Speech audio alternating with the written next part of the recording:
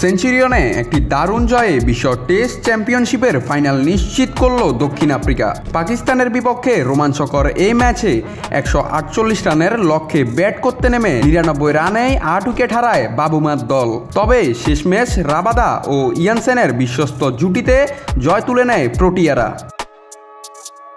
পাকিস্তানের মোহাম্মদ আব্বাস একাই 6 উইকেট শিকার করে যেন নিশ্চিত করে ফেলেছিলেন দলের জয়। পাকিস্তানের বোলিং তোপে যখন দক্ষিণ আফ্রিকার প্রথম সারির ব্যাটাররা একে একে সাজঘরে ফিরে যাচ্ছিলেন, তখন রাবাদা এবং ইয়ানসেনই দেখালেন দারুণ আস্থা।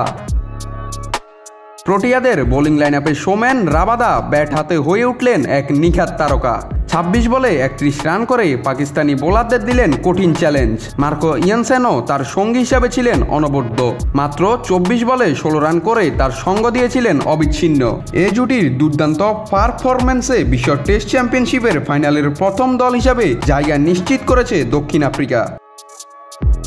প্রোটিয়াদের দারুণ এ জয় ও বিশ্ব টেস্ট চ্যাম্পিয়নশিপের ফাইনালের পথ প্রসারী মুহূর্ত স্মরণীয় অধ্যায় হয়ে থাকবে দক্ষিণ আফ্রিকার ক্রিকেট ইতিহাসে।